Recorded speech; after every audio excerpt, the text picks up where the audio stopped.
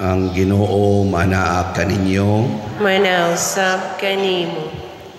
Pagbasa di sa Santos nga Ebanghelyo sumala ni Marcos. Himayaon ikaw, O Ginoo. Si Jesus miingon sa iyang mga tinun-an, panglakaw kamo sa tibuok kalibutan ug isangyaw kining maayong balita ngadto sa tanang mga tao.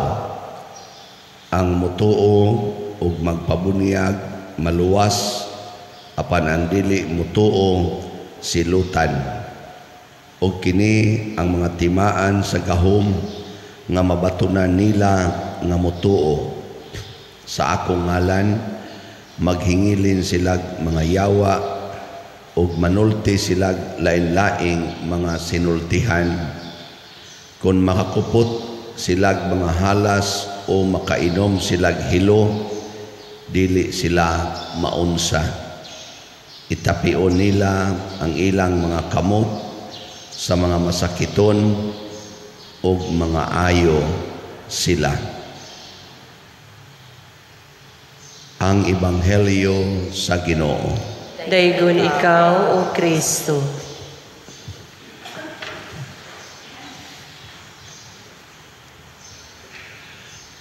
Daghan karong mga tao nga muklaim nga mituog Ginoo, pero sa tinud-anay kutob ra gyud sa tuo-tuo, dili gyud pagtuo. Kamo tinuod mo mituo ni Kristo? Unsa man ang inyong pagtuo, tuo-tuo o tinuod nga pagtuo?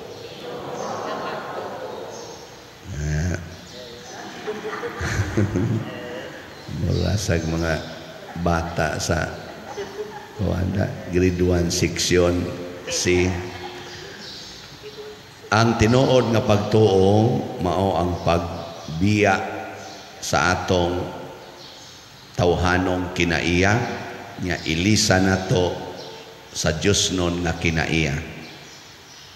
Mao na sila si Ananias kaning gisugo sa Ginoo pag ayo ni Pablo, nahadlok sila ni Pablo, motong nanago sila, pero gisugo sa Ginoo adtua si Pablo tuwa sa balay. Inana niingon pagid ni Ananias, wa man na masuwat kay first account man niya nga atong gibasa.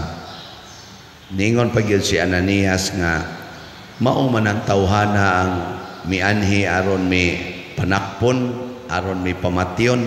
Yan ingon day Ginoo, adto alang dito kay ato na siyang igsuon. Mao ni ang para nako konkretong example sa sugo ni Jesus nga nag-ingon, higugmaa ang imong kaaway. Kinsa man ninyo dinhi og sugoon mo paghigugmag kaaway, musugot dayon. Taas ang kamot. Wala. Oh, mao na kutob ra gid tas tuo-tuo. Di gyud pagtuo. Daghan man gay dinhi lisod sultihan asa mo lingkod dinhi simbahan, musupak magani. Kana paglingkod ra gid na. Daghan kay tagpasangil. Aron lang gyud ta musupak kay gusto ginatong sundon ang atong tawhanong kinaiya. Muna si Kristo ang iya gyung sugo, musunod gani kanako, ang unang buhaton, kalimti ginang imong kaugalingon, deny yourself. Nya pila man kabuk ninyo dinhi, ang di na gyud maghuna-huna sa imong kaayuhan, aron lang mubuhat sa sugo sa Ginoo. Daghan kay nato dinhi gasimba kay ang gipangayo para Dios kaugalingon. Tagai ko Ginoo, palampusa ang akong mga anak, himuang buutan ang akong bana, ayuha ko sa akong sakit. Mo man na ilikay mis mga peligro, bahala na lang ng uban og mapeligro basta kami di lang. Ana mo ginay ato ang akong mama nga 80 anyos ayuhan na in taon sa iyang sakit sa tuhod. Ana, mangayo pa kita sa dili na pwedeng ihatag, no? Usahay. Pulos gyud kaugalingon. Wa gyud mo ingon, Ginoo, makamaon ta kong muhigugma aning akong silingan nga mga kawatan o mga standby. Na kini untang akong kita, kini akong sweldo, ako unta ning ikabahin ngadto sa mga taong way sweldo. Na kini untang akong balay, ako unta ning mapasudlan sa mga taong way balay. Ana, no? Kinsa may nag-ampo ana din eh. Wa mo na naatay dakong osbunon. Si San Pablo pagsulti gid ni Hesus, ako si Hesus nga imong gilutos. Ang sunod niyang pangutana, unsa may imong gustong ipabuhat kanako, Ginoo? Sige, lakaw ngadto sa Damasco, sultihan ka dito unsay imong buhaton. Pasabot si San Pablo, iya dayong gikalimtan, ha? Ikaw di ay nga akong gilotos, animal ka. Wag yun mingon na San Pablo, nganong imo mo kong giigos kilat, nagtuo kag di kong sokol nimo. Wa mo ana San Pablo, pagkahog niya sa kabayo, pagkadungog niya sa tingog, sunod dayon siya. Iya dayong gikalimtan ang iyang misyon. Unsa may misyon ni San Pablo? Ang paglutos, pagdakop, ang pagpatay sa mga nagsunod sa Ginoo. Pero pagkadungog niya sa tingog sa Ginoo, gikalimtan niya iyang misyon, iyang gisod ang misyon nga gihatag sa Ginoo. Ug unsa may misyon nga gihatag sa Ginoo natong tanan, matud pa sa atong tubag sa Salmo o sa first part sa atong gospel, unsa to? Panglakaw kamo sa tibuok kalibutan ug isangyaw ang maayong balita. Panglakaw kamo ug mulakaw ka aron pagsangyaw, naa ka sa imong balay o tuwa ka sa gawas. Ug mulakaw ka ba aron musangyaw, unsa man, magpabilin ka sa imong balay o mubiya? Mubiya. Niya ka mo, makabiya mo sa inyong balay. Oh, Jesus, asa kabiya. Di man gani mo simba kay way nahibilin sa balay. Di lang ko mo simba kay way tao sa balay. Oh, sa ilabot anang balay para sa imong kaluwasan. Gawa manggoy tao. Ano man di ay? Naghimo kag balay para bantayan og tao o naghimo kag balay para pahuwayanan sa tao? Pahuwayanan. Yang ano ang tao naman ay magbantay sa balay? Mauna ang atong tuo-tuo. Kay imo magiprotektahan ang imong gipamutang dito sa balay. Imbis imo tang ipalit og slot, imo naman og ipamalit og alahas, gipamalit naman ana mga gitawag natong mga gadgets. Ana nagtigom naman nung kag kwarta dito sa balay, gipalit pa lang tanan imong slots dinhi, hurot na unta ni atong slots. Iwa unta kay bantayanan, enjoy unta ka dinhi, di ba? Enjoy. Atong kuwang sa atong slots sa Santo Niño nga pista, pila na lang kaadlaw? Duha na lang kaadlaw, pista na ta. O naapay 5,792 ka slots sa SNJP. Tag 100 rin per slot. Hotda na ninyo palit karon. Nga itong halin, 9,208 ka slots. Pero may lang yapon nila itong pakpakan. Pakpakan na ito.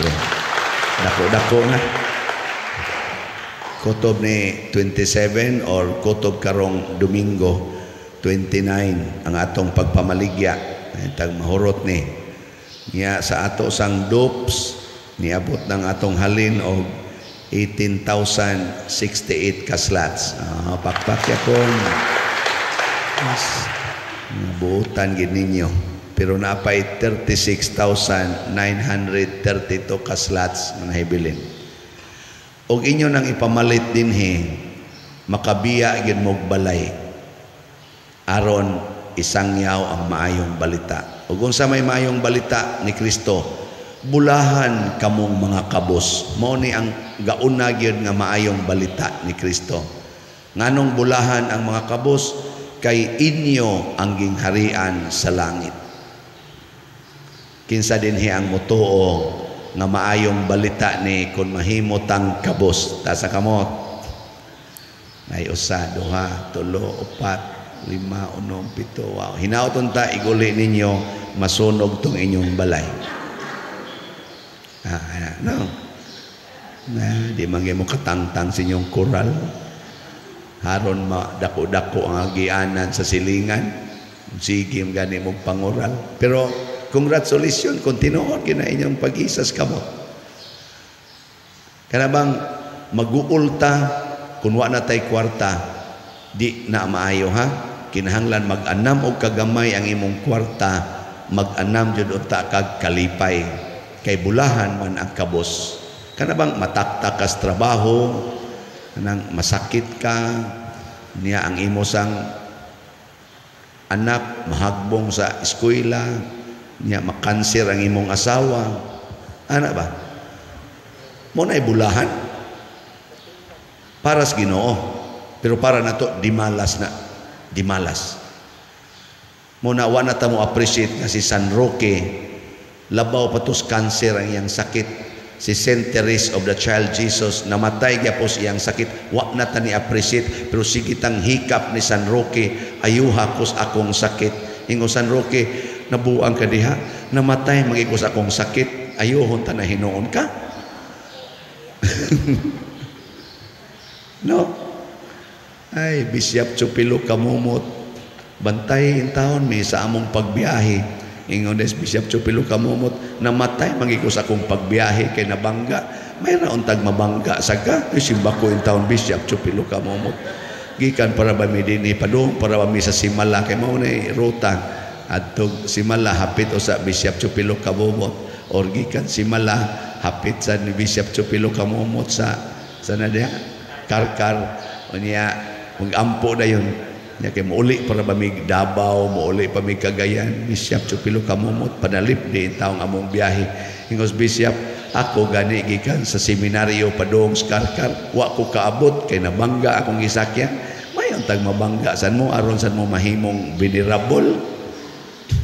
Hadlok ta oy. So sa ato pa ang ato narong nasangyaw kahadlok. Unsa man ang kahadlok? Dautang balita, di na maayong balita. Ang Ginoo mianhis kalibutan aron wag tangon ang kahadlok. Kay unsa man ang kahadlok mga igsoon? Hibaw mo kung saan ang kahadlok? Timaan na nga naa nimo ang yawa. Tinuod. Basta mahadlok ka naa nimong yawa. Muna ningon si Kristo, unsay timaan sa mga tinuod nga motuo kanako. Tagaan ko sila gahom sa pagpapahawa og mga yawa. Kay ang tanan nga motuos Ginoo wa na ginang kahadlok. Muna maglakaw-lakaw silag kangit-ngit, mubakta silag purting lagyua, mutadla silag mga laud, way kahadlok. Kay na ang Ginoo nawagtang ang yawa. Kay kanang kahadlok iya nas yawa. Lingi ay mong tupad. Yung naakayawa diha. Awa, di ba? Ang una-una, simbako. Kanang imo palang pag-ingong simbako, kanang pag-ingon imong simbako, kahadlok mo na. Yawa na. Di ba? Mao na itinuod nga yawa. Kinsa din hing asawaha nga okay ra gyud, di mahadlok nga mga bit ilang bana. Asa kamot? Nay usa, wa naman sa kay bana. Ang tanawa, hapitan ng asawa, hadlok nga ang bana mangabit. Unsa man ang pagpangabit? Nakasala. Sa ato pa mga asawa, mga perfectionist. Dili ka himo nga ilang bana makasala. Nya si Kristo nagsigig ingon, pasahilua ang nakasala. mianhi ko para sa mga makasasala. Si San Pablo usa ka dakong makasasala, gihigugmas Ginoo, nya kamo no gasigig simbas Ginoo, gasigig simba ni Santo Niño, dili ka higugmas inyong bana ug masipyat. Mga yawanon mo. Gitagaan ta mong second chance. Kinsa dinhing mga asawa. Kinsa dinhing mga asawaha karon nga simbak ko lang or moabot man gitingali na masakpan ninyong naay nakabit ang inyong bana, andam mo pasaylo taas ang kamot. Wa gyapon. Nya magsigit ang ingong Santo Niño kanamo maluoy kaunta kanimo nang ilaba. Naunsa mo diha? Si San Pablo giadto ni Ananias o giingnan dayon, gipasaylo na ang imong mga sala o maayo na ng imong pagkabuta. Ang sala, mga igsuon, makabuta na nato. Labi na ginang sala sa garbo, sama ni karong inyong gibati. Kanabang di nakakakita sa imong isig katao. Kung ikaw asawa na kay garbo, di jud ka gusto ang imong bana makapangabit, inig pangabit niya, mabuta na ka, din akakakita niya nga imong bana. Ang imong makita niya, animal ka, yawa ka, pisti ka, pagkapinapig may ratag mamatay ka, di nakakakita, nabuta na ka. Kinahanglang ayuhon ng imong mata. Sige, harong balanse. Kinsa dinhing banaha ni amay daghang mga bana sa dinhi. Kinsa dinhing banaha karon nga kun mga bit ang inyong asawa kay uso na ra ba sa naron, mga bit na ra ba sa mga asawa, andam mo pasaylo ta sa kamot. Tuay ni Isas Loyo, wa na mo sa tuy asawa. Kamo ba nga buangon gyud kay musta na no? Ang muisa kanang wa nay bana, kanang wa nay asawa, kay ilan ang gibuwagan, mga buangon. Di bitaw, congratulations kay wa gyud ninyo iniisa. So daghan sa mga bana dinhi nga giyawaan. Muna mabuta ta. Muna si San Pablo nabuta siya kay pag-atubang ni Kristo kinsa mao ang kahayag, naaman siya sa kangit-ngit, sakit kay siyang mata ang kahayag. Sakit sa atong konsensya ang kamatuoran, sakit dawaton ang pulong sa Ginoo. Ug mao nay atong misyon, pagtudlo sa mga tao nga ayaw kahadlok anang kasakit, kay kanang kasakit mubunga na og way ikatumbas na kalipay. Mao na si San Pablo, pagsunod na niya sa Ginoo, purti na gid niyang lipaya nga nakaingon siya, giisip ko na ang akong kaugalingon nga patay na diha ni Kristo. Sina nga na? Ano nga man mumuto? O na, hinaoton ta, makasinati aning kalipay. Kay kaning atong kalipay ni Santo Niño, sige tag ulpot-ulpot, sinulog-sinulog, inana, usahay mo sangko pa sa atong panaglalis. Ang resulta, wagi kay kalipay. Oh, daghang kay nga sige isa-isas kamot ni amagin aron dining uban. Sa isas kamot kanamo maluoy kaunta kanimo nang ilaba pero siging kasukuan ang wa mo bayad sa utang. No? Siging yaw-yaw sa mga anak, siging hapak ang mga bata, siging kusi ang mga bata. Unya di nagampos bata. Kanamo maluoy kaunta kanimo nang ilaba igabot sa balay inantika giinantikan. Nya si Santo Niño nga bata dili ka masuko nimo ngang bata nimong kuyog imo manggibunog imo manggipahilak nya siya imo sigag ingon kanamo maluoy kaunta. Sus pinangga jud kini akong Santo Niño. Nya siging inom anang pills nagpalaygit pagani. Pinangga kay na po Santo Niño, di lang ko gusto mga na. Buangon ka. giharian ka sa kahadlok, giharian ka sa yawa. Muna tuo sa Ginoo aron tagaan din kanya gahom pagpapahawa sa yawa, pagpapahawa sa kahadlok, ilisi sa Dios nung kaisog, ilisi sa pagtuo. Nindog ta.